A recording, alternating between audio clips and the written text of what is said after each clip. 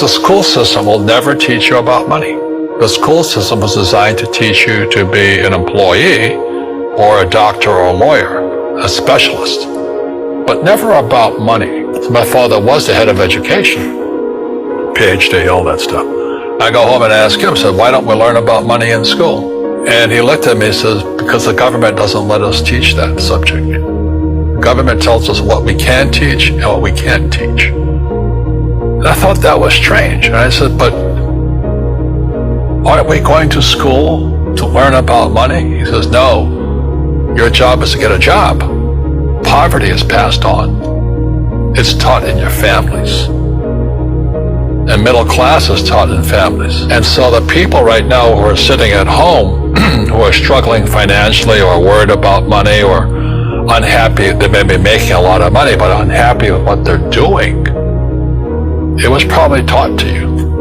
You know, your super ego was taught, get a job, work hard, or you'll never be rich, or the rich are evil, or whatever. If you're poor, you'll always be poor. Money will disappear that fast. Just like most pro athletes, you know, they make millions of dollars, and what, 65% are bankrupt 5 years later? It's because they come from poor families. Now you tell them that, they get very angry at you. It's the rich fault. You know, it's you guys ripped me off, and government ripped me off.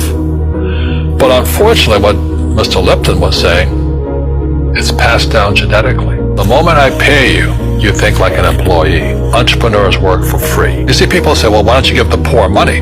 So the only problem with that is it just creates more poor people. Give a man a fish, he fishes for the day, or eats for the day. Yeah, you give a man a fish, you get a lot of people that want more fish. Don't tell people what you know. Right. Keep them poor. Poor will always be amongst us, because it starts up here. It's in their words, you know, and the words become flesh. Well, when they say I can't afford it or I can't do that, they go down. They become what they say. And I meet so many people, I can't afford it. You think I'm made of money? Poor people say I can't afford it, I can't do that, I don't have time. Because this is an escape. It's an escape. You know what I mean? It's easy to say I can't afford it. Oh, I'm too tired. Oh, I can't go to the gym. You know, when you could go to the gym. Your rich dad used to say what? How can I afford it? How can I do that? You know, what would it take? Or why should I do that? He says that a question opens the mind, a statement closes the mind. See, when you say I can't afford it, your mind shuts down, and you become what you say. We all have fear. You know, to be truthful, we all have fear. It's just how you deal with it. You know, Einstein said, you know, imagination is more important than knowledge, but knowledge empowers imagination. And what most people lack is real business knowledge, like accounting, you know, like debt, like taxes. You gotta know that stuff, but they don't teach it in school to anybody. People who are afraid of making mistakes like they teach in school, they don't ever grow.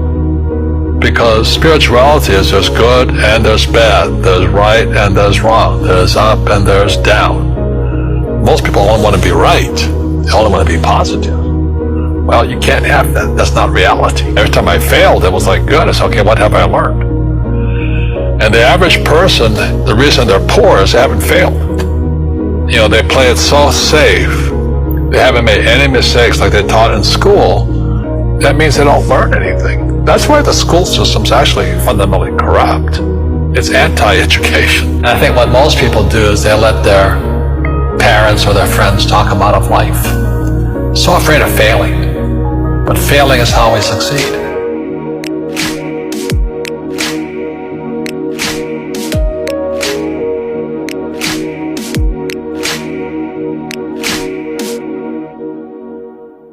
The school